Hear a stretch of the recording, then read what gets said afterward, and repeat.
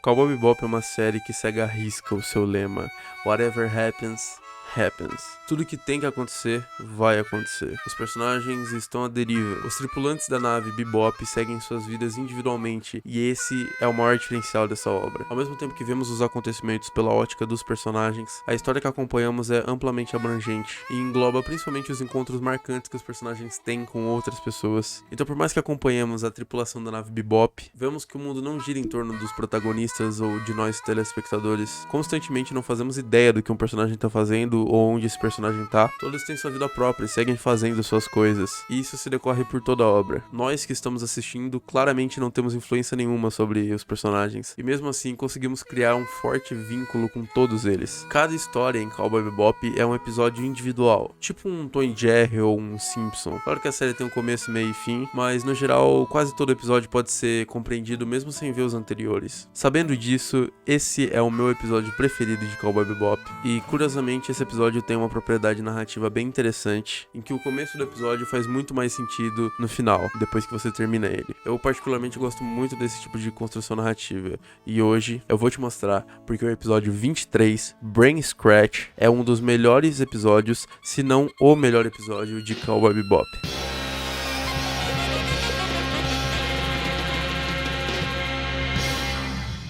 O episódio começa de uma maneira bem diferente do habitual, com um chamado espiritual para despertarmos. O que é um corpo físico? O corpo é meramente um objeto. É uma existência impura demais para guardar os deuses dentro de nós que chamamos de almas. Agora lembre-se da história manchada de sangue, desejo material, gula, impulso sexual, a vontade de dominar, o desejo pela fama. Enquanto existir um corpo, desejos nascerão dele. Enquanto houverem desejos, o ego humano jamais desaparecerá. Os humanos continuarão a lutar para preencher os desejos de seus corpos incessantemente. Não existe mais futuro, você deve despertar. Agora desperte sua alma. Você deve livrar-se deste corpo imundo. Bom, depois dessa brisa doida, passamos por diversos canais de televisão, porém todos parecem estar falando da mesma coisa. Todos estão falando sobre essa nova seita religiosa, o grupo de transcendência eletrônica Scratch, que promete purificar seu corpo e levar sua alma até o céu. Nós somos Scratch, um grupo de transcendência eletrônica. Somos discípulos de Deus, mandados para libertar sua alma de seu corpo e liderá-lo ao infinito mar de elétrons.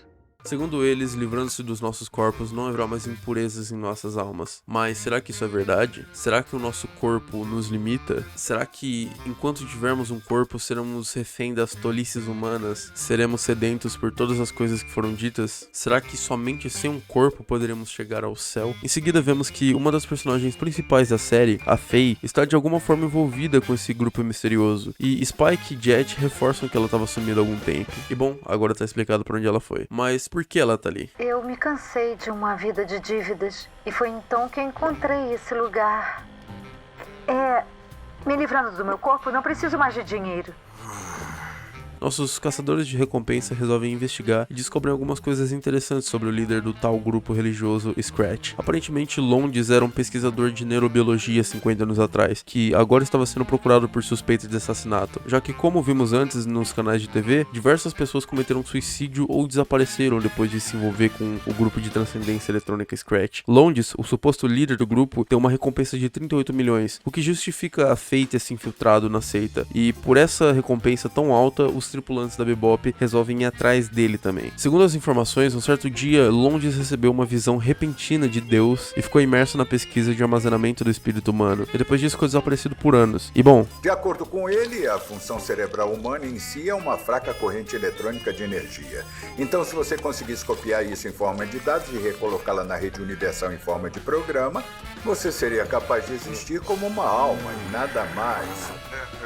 Tá prestando atenção? Olha, eu não sei se você acredita, mas eu não nasci ontem. E o que exatamente isso significa? Segundo Londes, o cérebro é um conjunto de correntes elétricas de baixa energia, o que de fato ocorre. O nosso cérebro é um conjunto de transmissores, que basicamente utiliza da energia que nos é gerada através das coisas que consumimos para transmitir informações para seus devidos receptores. Funcionamos de forma bem parecida com os computadores atuais, onde o 1 representa o ligado e o 0 desligado. E através desse sistema consegue-se criar toda uma interface utilizável, capaz de fazer e construir diversas coisas. Claro que o cérebro possui sinapses e neurônios de complexidade superior às de um computador, porém a base de como funcionam é bem semelhante. E sabendo disso, existem diversas linhas filosóficas que podemos seguir através do que o Londes nos passa. Segundo ele, se conseguirmos transformar todo o processamento do nosso cérebro e tudo que está armazenado nele para dados digitais, poderíamos criar uma cópia dessas informações e lançá-las no universo digital, onde estaremos, como ele diz, vivendo apenas como alma, sem um corpo necessariamente. Isso me lembra um debate que ficou bastante popular depois da série WandaVision e com o surgimento de Star Trek em 1966. Na série é possível viajar através de teletransporte, e para que isso aconteça na teoria, seria necessário destruir toda a integridade atômica de quem está se teletransportando e reconstruir exatamente com os mesmos átomos essa pessoa, só que em outro lugar. E isso levanta uma questão que já é muito antiga para os gregos. Como sempre, os gregos estão anos à frente, mesmo que estejam há milhares de anos atrás. Plutarco, historiador e filósofo, propôs o seguinte paradoxo, que eu vou resumir e adaptar um pouco, é claro. Mas é o seguinte: um barco é composto por 50 tábuas e precisa cruzar o oceano todos os anos. E a cada ano, esse barco para em uma ilha e lhe é trocado uma tábua. Após 50 anos, todas as tábuas do barco foram trocadas. Agora não existe uma sequer peça do barco original. Esse barco ainda é o mesmo de antes? Se não é, é preciso trocar quantas tábuas para que ele comece a ser um barco diferente? E se ele é, o que acontece se juntarmos todas as 50 tábuas que lhes foram trocadas ao longo desses 50 anos e reconstruirmos uma réplica exata do primeiro barco? Agora teríamos 3 barcos nessa equação. O barco antes de partir em viagem, com todas as peças originais, o barco depois das viagens, com todas as peças tendo sido trocadas, e o barco reconstruído com as peças trocadas, com as peças originais. Qual é o verdadeiro barco? Existe um verdadeiro barco? E aonde eu quero chegar com isso? Como eu disse antes, se para teletransportar alguém seria necessário destruir essa pessoa num ponto e reconstruir essa pessoa em outro, quem se teletransportou ainda seria a mesma pessoa, por mais que agora ela seja apenas uma réplica perfeita da anterior? E se pudéssemos copiar exatamente todas as informações do nosso cérebro e transportá-las para o mundo digital, teríamos, como o Londes diz, nossa alma na mais pura forma, sem uma existência necessariamente, sem um corpo?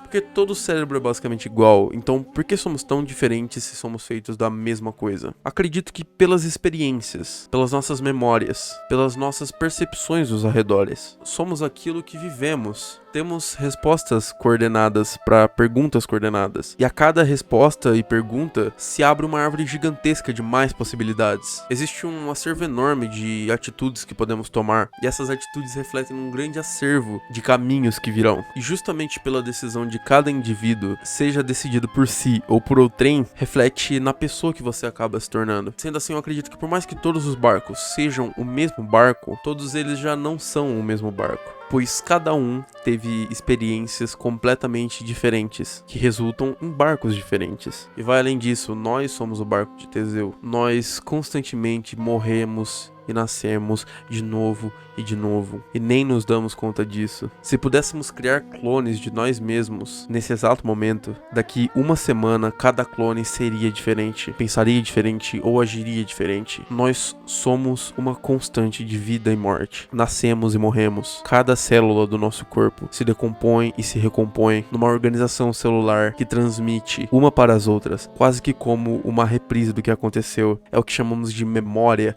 DNA. Células velhas morrem para que células novas nasçam e possam ser preenchidas com novas informações ou com informações antigas. Isso não é uma pura especulação minha. Eu pesquisei bastante acerca disso para poder entender melhor. E todas as células do nosso corpo se renovam com o passar dos anos, como o barco de Teseu. Acreditava-se que as células do cérebro eram as únicas que não se renovavam. Porém, em um estudo sobre o Alzheimer, isso já foi provado o contrário. Se antes poderíamos dizer que somos o nosso cérebro, hoje já não temos mais essa desculpa. Nosso cérebro também já foi substituído por novas células. Poderíamos dizer até o seguinte: se juntássemos todas as células células trocadas do nosso corpo e construíssemos uma versão de nós mesmos com as células velhas, teríamos o paradoxo de Teseu aplicado à nossa própria existência. Quem somos nós? Definitivamente eu não sou a mesma pessoa de 10 anos atrás. Aquele Corey já morreu.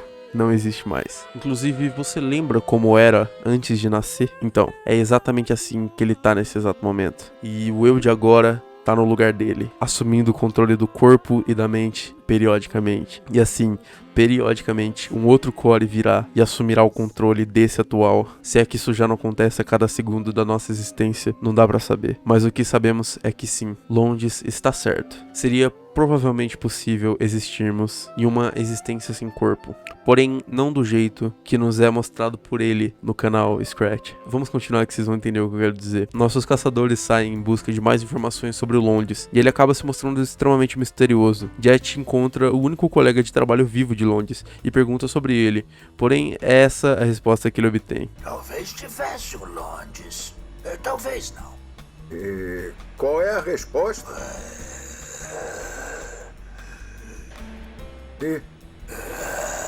O mais estranho é que Jet pega uma foto dos supostos antigos colegas de trabalho de Londes, porém não é possível ver ninguém que se pareça com ele, nem mesmo o canal de caçadores de recompensa possui informação sobre ele. Infelizmente não temos nenhuma informação, nenhuma!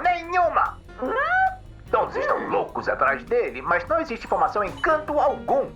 O rosto dele está todo dia na televisão, virtualmente pelas propagandas da Scratch, mas não sabemos de nada importante sobre o sujeito. Será que ele é mesmo uma alma sem corpo? Enquanto isso, Spike procura pela localização do Londes e a Ed procura por ele na internet, mas não encontra nada. Nesse meio tempo, Faye acaba encontrando o que seria o covil do Londes, porém cai em uma armadilha e acaba apagando. Mas antes de apagar, ela consegue contatar a nave Bebop, o que acaba fazendo com que o Spike encontre a localização do covil do Londes. Spike sai a caminho da Faye e Jet vai atrás do Brain Dream, que é um brinquedo que nos é apresentado no começo do episódio em uma das propagandas. O Brain Dream é um controle de ondas cerebrais, que permite que você controle videogames com a mente, e é através dele que o Londes te fará transcender. Através desse videogame, teoricamente, ele conseguiria copiar seus dados cerebrais e lançá-los no espaço digital. Então, o Jet, com a ajuda da Ed, tenta se tornar um membro da seita para tentar descobrir mais informações. Porém, algo estranho acontece. Do nada, o Ayn, o cachorro da tripulação, começa a latir em resposta ao que está sendo mostrado pro Jet, e vemos que o Jet parou de se mover e começou a tremer até que... Desperte seu espírito. Livre-se desse corpo imundo agora.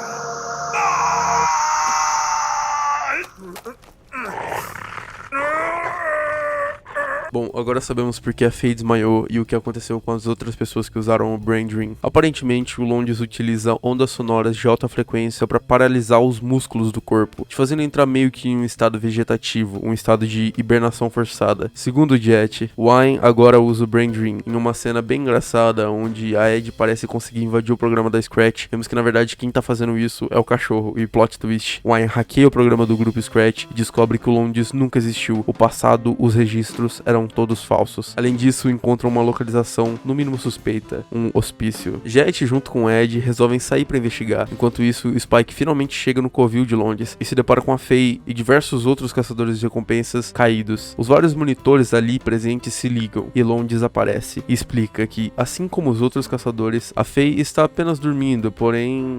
Claro, os outros caçadores de recompensa também dormiram até a morte.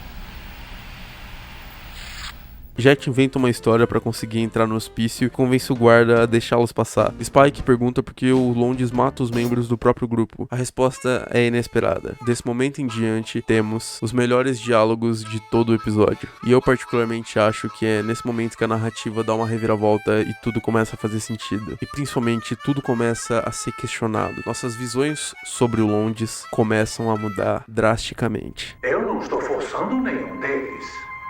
O que eles estão fazendo é praticar a fé em que eles acreditam. Por que você acha que as pessoas creem em Deus? É porque elas querem. Não é nada fácil viver nesse mundo desgraçado. Não há certezas ou esperanças palpáveis para absolutamente ninguém. Você não concorda? Não foi Deus quem criou os humanos. Foram os humanos que criaram Deus.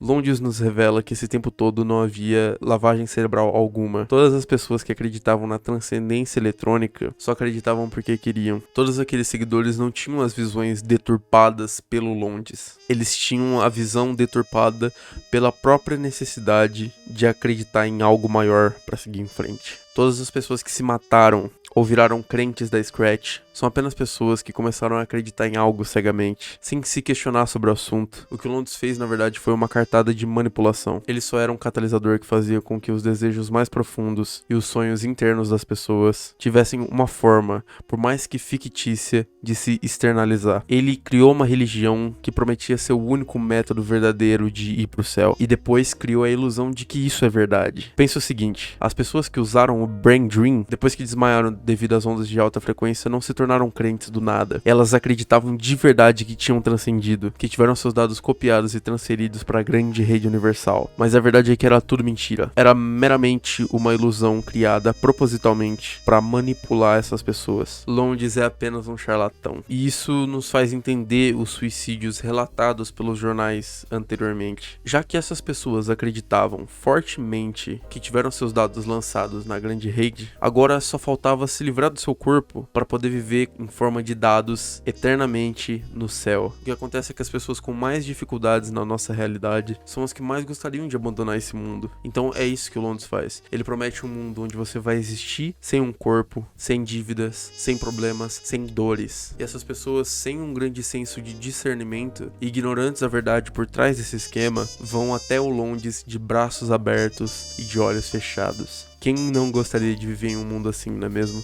Ainda mais com a realidade tão dura que temos que enfrentar todos os dias. E tudo isso que nos foi passado não é à toa. Esse episódio é genial, como muitos outros de Cowboy Bebop. Isso é um paralelo direto com a nossa realidade. Tudo que o Londres falou se aplica diretamente para esse mundo. E podemos tirar muitas lições importantes desse episódio. Olhemos aos arredores. Diariamente passando na televisão diversos programas religiosos que criam um teatrinho comprovadamente falso e inventado. Promete curar suas doenças. Promete fazer com que paralíticos andem. Fazer com que viciados parem de se drogar, e diversas outras mentiras que as pessoas do nosso mundo, do mundo real, querem acreditar. Um céu, um lugar mágico onde você vai ter tudo que você quiser, e já que você terá tudo por lá, você não precisa do seu dinheiro aqui, então doe ele pra nossa igreja. Mas não, você não pode abandonar o capitalismo, você precisa trabalhar, senão você vai estar cometendo o pecado da preguiça. Então trabalhe, mas sempre use o seu dinheiro para as coisas de Deus. Doe para nossa igreja. Deixe seu 13º para a igreja. Ajude a igreja. Convença mais pessoas a virem na igreja. Tadinha, elas vão pro inferno se não virem a nossa igreja. Aumentem os nossos lucros, engordem os nossos bolsos. Sejam ovelhas. Um gado fácil para que nós possamos manipular. Repitam cotidianamente as mesmas palavras de idolatria ao ser ilusório. Se iluda cada vez mais e mais. Assim fica ainda mais fácil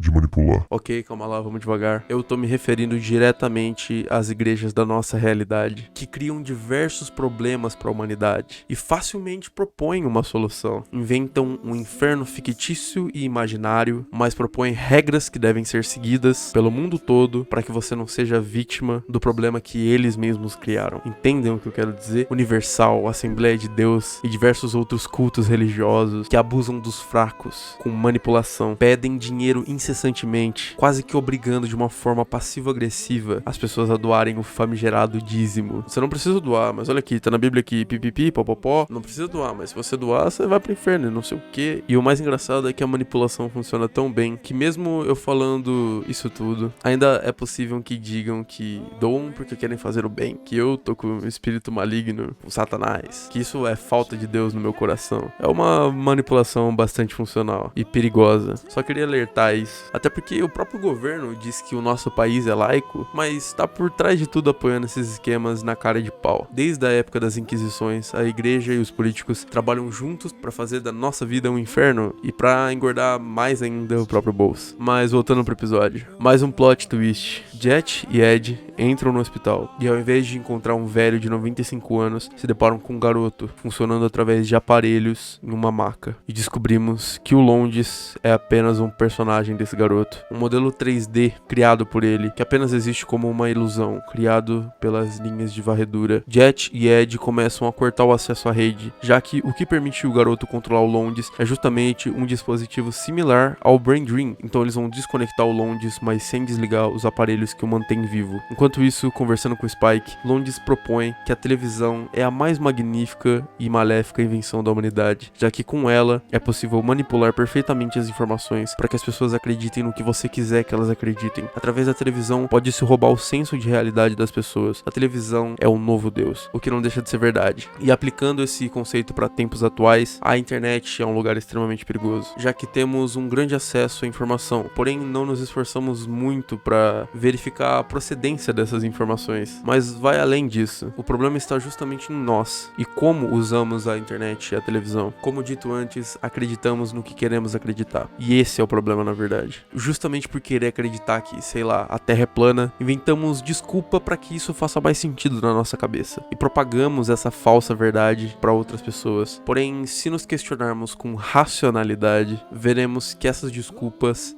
não passam de desculpas. E quando ele diz que a televisão é a nova religião, ele não tá falando por falar, pois de fato ambos possuem a mesma utilidade. Assim como a religião foi usada por séculos para manipular as pessoas, hoje é a internet e a televisão quem cumprem esse papel. A televisão e a internet que nos manipula com a informação, assim como era com a religião. E é exatamente nesse clima que o Spike solta uma das frases mais marcantes desse episódio.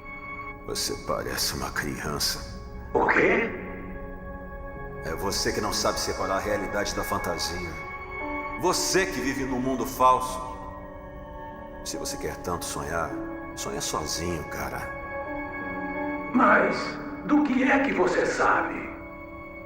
O que você acha que sabe a meu respeito? Mas o que? O que está fazendo? Pare agora! Você não pode fazer isso! Não, pare! Não! Tom, por favor, não, pare com isso! O quê? O que eu fiz? Não, isso não é justo. Por que eu tinha que ser assim? Todos eles deviam ter um corpo igual ao meu. Todos deviam. Não, pai, não! Eu não quero desaparecer. Eu não quero.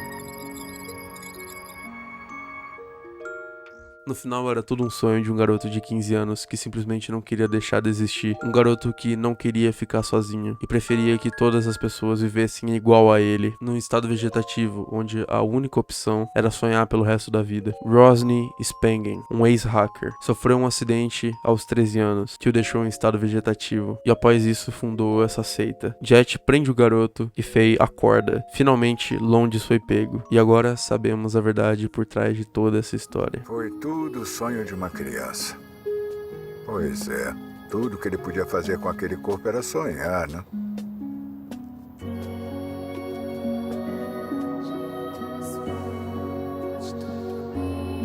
Dessa vez, tenha bons sonhos.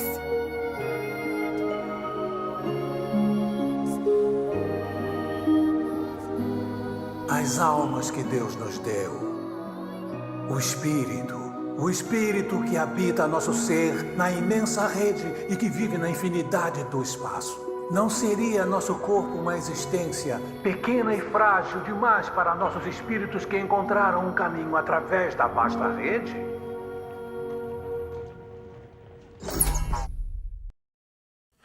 Bom, comentando ao que Spike diz ao Londes no final, eu diria que, por mais que podemos ver claramente o que mais acontece são pessoas perdendo constantemente o senso de realidade e preferindo viver em histórias fictícias distintas da realidade, num mundo de fantasia, onde existem fantasmas, espíritos, monstros, deuses, o que o Spike diz não é invalidado. Pois, por mais que hoje em dia a maioria viva numa ilusão, existem pessoas que aceitam a realidade e convivem com ela, aceitam a dureza do mundo e encaram como um desafio. E eu acredito que apenas assim, confrontando a realidade, poderemos ser felizes de verdade. Pois se vivemos em um mundo falso, mas acreditamos que esse mundo é real, tudo o que conquistamos e acreditamos, toda a nossa estrutura como pessoa pode desabar com um simples sopro. Se acreditamos que o falso é real, nossa felicidade também é falsa. Se nossa estrutura base de pensamento for construída em cima de ideias falsas, isso acaba desqualificando todo o conjunto, por mais que existam coisas que poderiam ser boas ali. Então devemos desconstruir a nossa base de pensamento e reconstruir bloquinho por bloquinho apenas com o que é verdadeiro, e assim teremos uma mente forte e que não se abala com qualquer ventinho fraco. Como eu disse antes, vemos cotidianamente diversas religiões, e não só religiões, onde diversas pessoas não querem confrontar a realidade e preferem fingir que existe um céu para ir, um lugar onde você pode ser feliz, sendo que na verdade isso tem um efeito contrário. A pessoa que te promete esse céu te condena ao inferno. Se você fica a vida inteira almejando o céu e pensando que só quando chegar lá você vai viver de verdade, você acaba perdendo a verdadeira vida, a única que temos, que é essa aqui, e acaba gerando uma vida de descontentamento para você e para as pessoas ao seu redor. Você esquece da realidade e se prende ao fictício. A pessoa que te promete o céu quer que você viva o inferno. Como vimos no episódio, descobrimos que justamente quem quer que você abandone o seu corpo e viva apenas como uma alma é justamente um garoto de 15 anos que perdeu o acesso ao próprio corpo e, em um ato de desespero e inveja, convence que outras pessoas fiquem igual a ele, por mais que estas não precisassem, entendem? E isso é outro paralelo com a nossa realidade, onde diversos líderes religiosos prometem que você vai ficar rico com a graça de Deus, enquanto enriquecem às custas do dinheiro que você dá pra eles de bom grado. Só fazem promessas e mais promessas que nunca serão cumpridas de verdade. Fazem tantas promessas que coisas que serão apenas sorte ou o habitual, coisas lógicas e fáceis de entender, se tornem milagres ou respostas divinas. Quem muito busca uma resposta silenciosa acaba encontrando ela em qualquer barulho. Se você constantemente pede um sinal de Deus,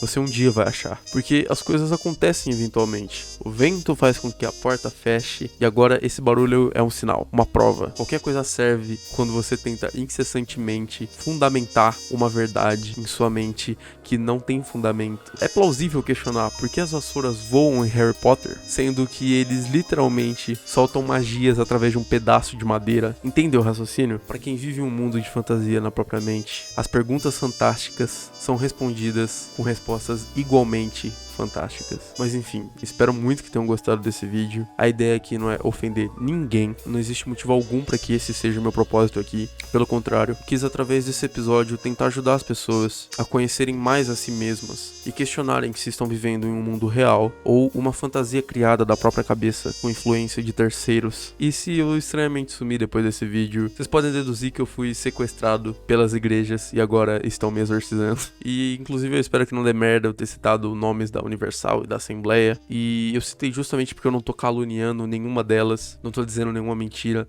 tudo que eu falei é comprovadamente verdade. Existe vídeo dos pastores forçando de forma psicológica as pessoas a darem o dízimo. A Assembleia tem uma regra que diz o seguinte, vou até ler aqui, é tão absurdo que parece mentira. Obediência à ordem de Deus para que seja entregue a 10ª parte da renda em espécie, dinheiro, na casa do Senhor para a manutenção da obra. E desta forma, a legalidade para repreensão do devorador, migrador e cortador.